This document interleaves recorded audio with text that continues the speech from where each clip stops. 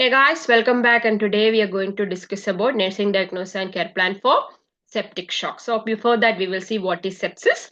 Sepsis is when an infection, usually bacterial in nature, enters the bloodstream, causing a systematic infection with severe immune response.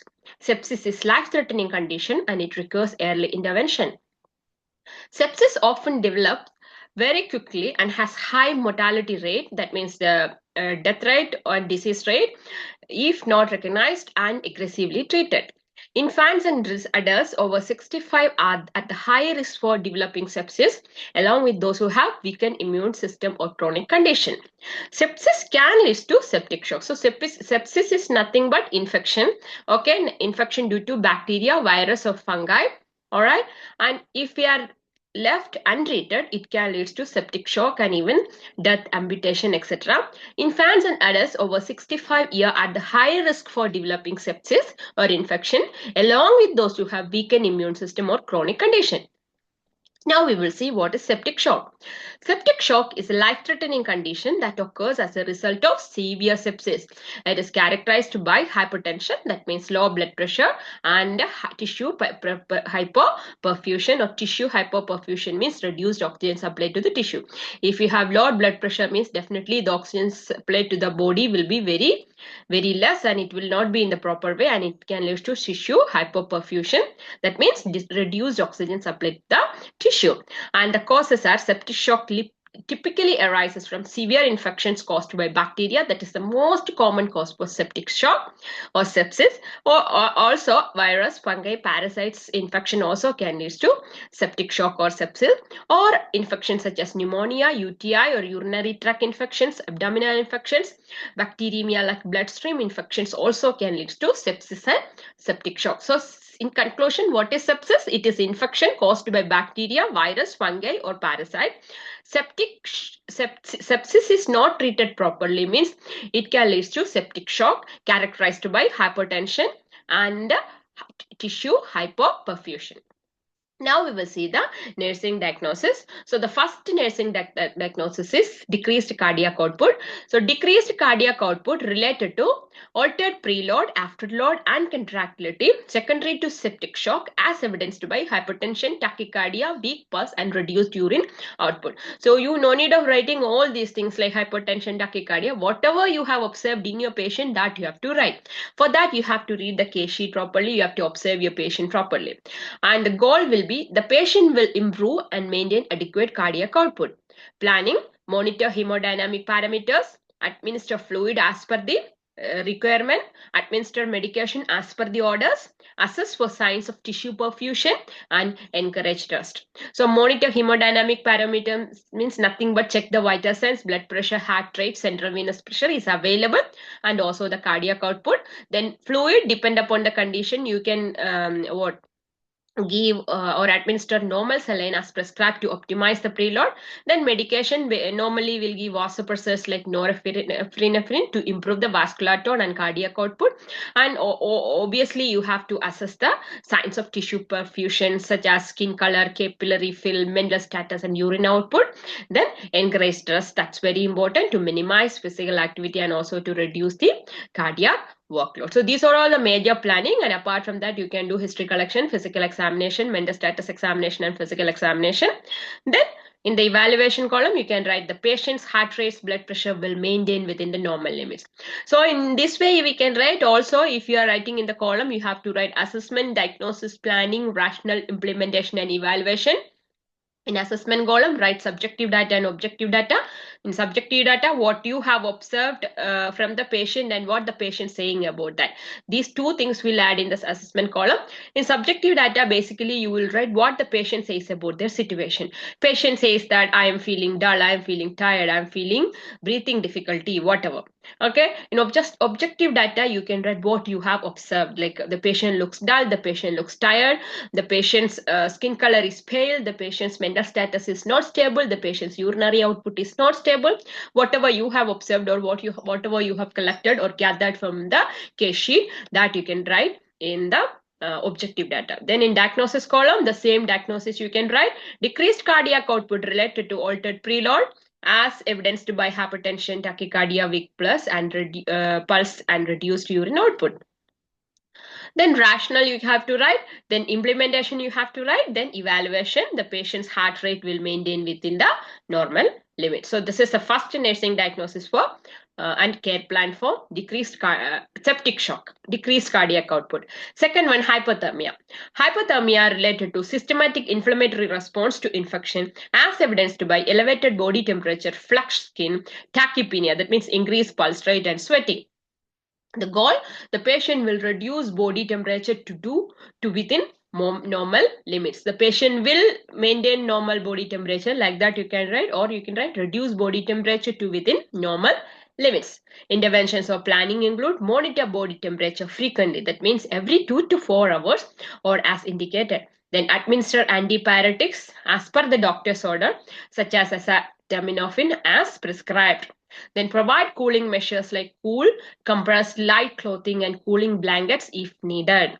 Then encourage hydration, that means encourage the intake of water, administer oral or IV fluids to prevent dehydration and support thermoregulation. Then treat the underlying infection and administer prescribed antibiotics promptly, depend upon the order or as per the order of the doctor. And in evaluation, the patient's body temperature will decrease or body temperature decreases to within the normal limits and reduce the signs of hypothermia. So like that you can write the evaluation. So this is the second nursing diagnosis for septic shock or sepsis. Then third nursing diagnosis, ineffective protection related to impaired immune response and increased vascular permeability due to septic shock as evidenced by presence of infection, positive blood culture and elevated white blood cell count. So this is somewhat different nursing diagnosis comparing to the normal nursing diagnosis. Ineffective protection related to impaired immune response and increased vascular permeability due to septic shock as evidenced by presence of infection, positive blood culture and elevated white blood cell count. The goal, enhance the body's ability to fight infection. The patient will develop an ability to fight against infection. The patient's body will develop an ability to fight the infection. Intervention, monitor for signs of infection progression such as elevated temperature, changes in the mental status or worsening vital signs. Implement strict infection control measures such as hand hygiene, aseptic technique and proper wound care. Then administer prescribed antibiotics and antifungal as per the doctor's order. Then support immune function to encourage the patient to maintain normal skin integrity and ensure adequate nutrition and administer prescribed vitamins or supplements.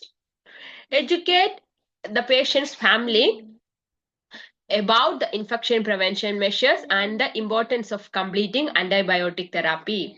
Then evaluation, the infection resolves as evidenced by improved lab values and absence of new infection signs. So this is another nursing diagnosis for septic shock or sepsis. Next one, risk for deficient fluid volume related to increased vascular permeability and fluid loss secondary to septic shock. Goal, the patient will maintain fluid balance and prevent dehydration. Intervention, monitor fluid status, track intake and output, daily weights and signs of dehydration. Administer IV fluids as prescribed to maintain normal blood pressure and tissue perfusion. Assess for signs of fluid overload to monitor for pulmonary edema, jugular vein distension or dyspnea. So assess for signs of fluid overload. How you can assess the signs of fluid overload means you can monitor for pulmonary edema. If they have pulmonary edema, there are chances of fluid overload. Then jugular vein distension and dyspnea, difficulty in breathing. Then monitor electrolyte levels and replace electrolytes as needed to prevent imbalance. Evaluation, the fluid balance maintained with no signs of dehydration or overload and stable blood pressure and heart rate. So this is the another nursing diagnosis and care plan for septic shock.